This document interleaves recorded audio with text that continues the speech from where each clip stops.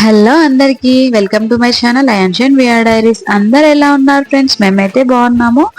So మేమైతే ఇప్పుడు మా విలేజ్కి వెళ్తున్నాము. మా విలేజ్ ఎక్కడ అంటే దుబ్బాక్ దగ్గరలో ఉన్న ధర్మాజిపేట, సిద్దిపేట డిస్టిక్ వస్తుందండి. సో మా విలేజ్ ధర్మాజిపేట. ఎవరికైనా తెలిస్తే నా కామెంట్ బాక్స్ లో కామెంట్ చేయండి.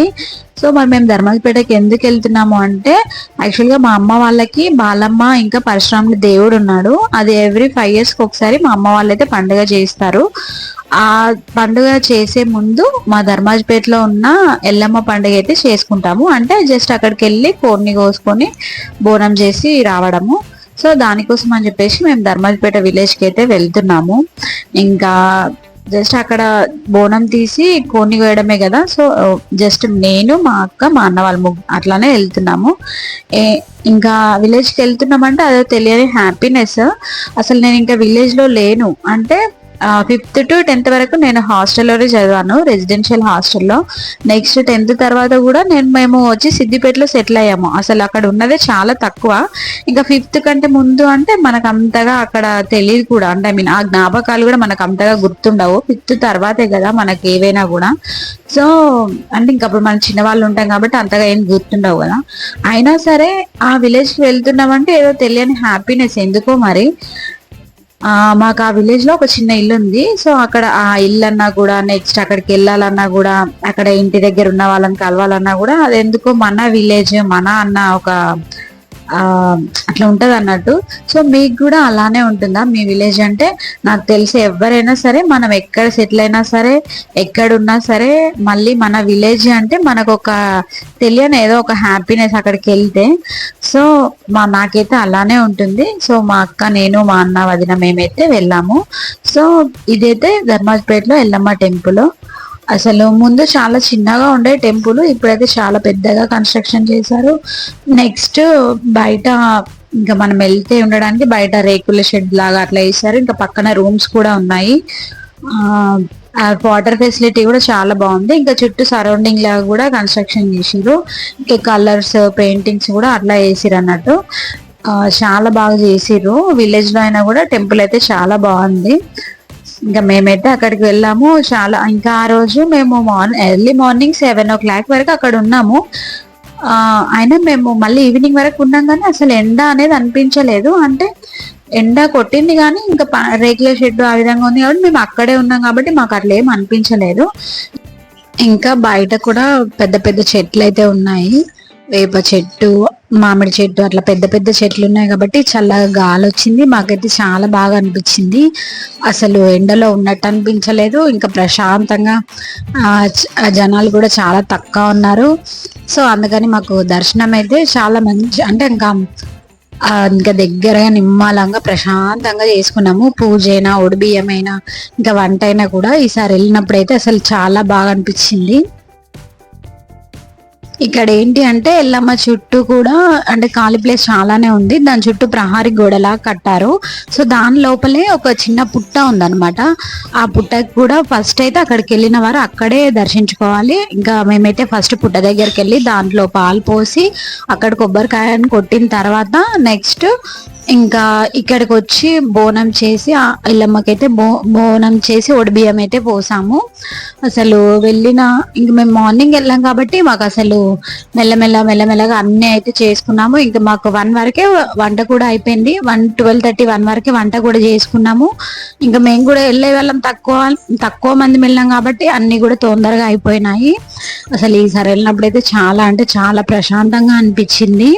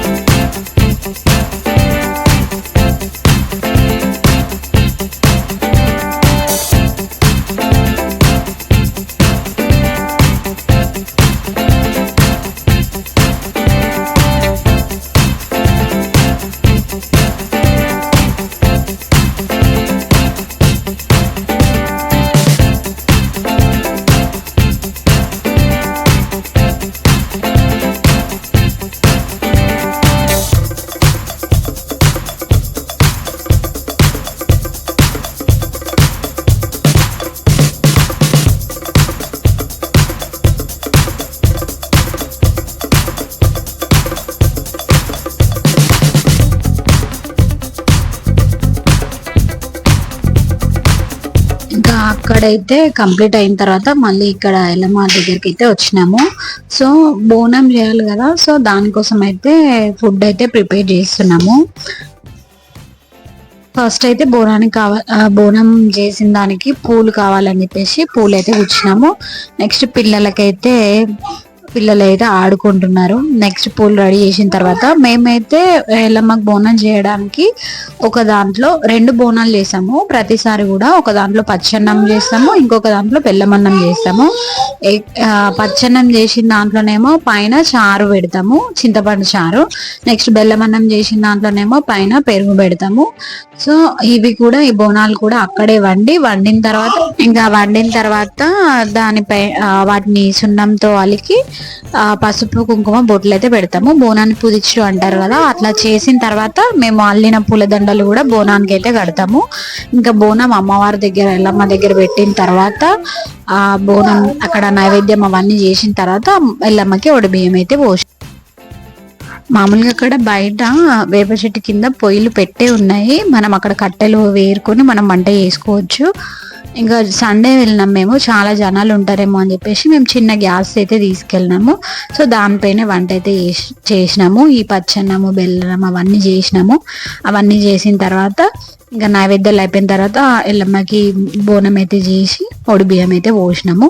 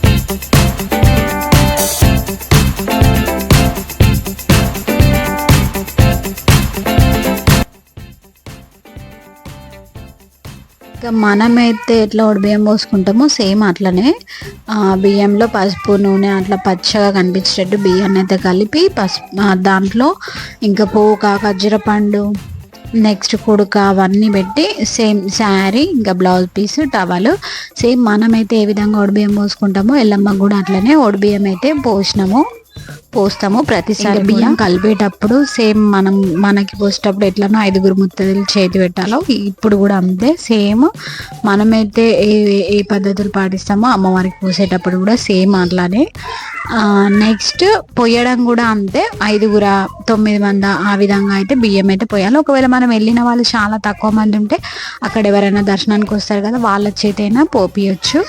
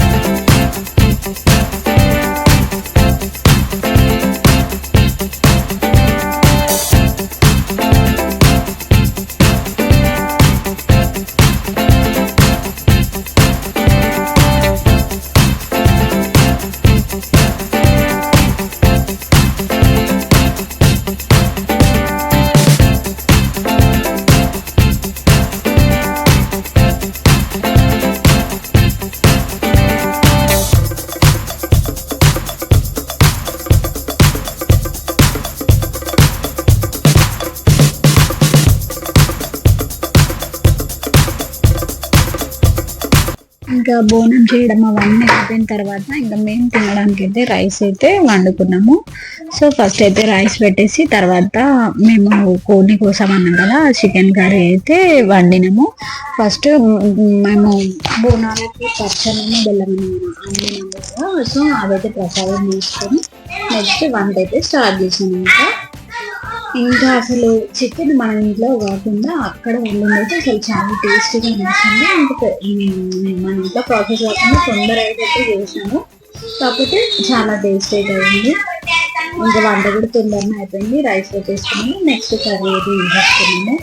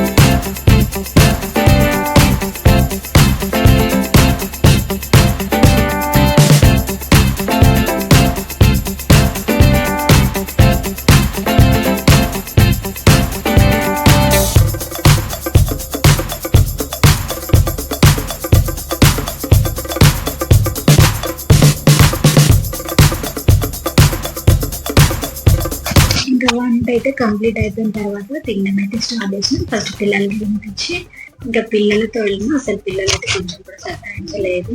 బాగా కూడా వెళ్ళినందుకు చాలా ప్రశాంతంగా అనిపించింది. ఇది టోటల్ వీడియో అండి, మేము మా దగ్గరికి వెళ్ళింది. సో నా వీడియోస్ కనుక మీకు నచ్చినట్లయితే లైక్ చేయండి, షేర్ చేయండి, కామెంట్ చేయండి. ప్లీజ్ నా ఛానల్ సబ్స్క్రైబ్ చేసుకోవడం మర్చిపోకండి. ఈ వీడియో నచ్చితే ప్లీజ్ ఒక లైక్ ఇవ్వండి. మీరు ఇచ్చే ఒక్క లైక్ వల్ల నా ఛానల్ కొంతైనా ప్లీజ్ సపోర్ట్ చేయండి ఫ్రెండ్స్. ఇంకా మొత్తం మేమైతే కాసేపు తిన్న తర్వాత కాసేపు అక్కడ ఎంజాయ్ చేసి నెక్స్ట్ అక్కడ నుంచి అయితే ఇంటికి వచ్చేసాం. ఓకే ఫ్రెండ్స్, బాయ్ మరి.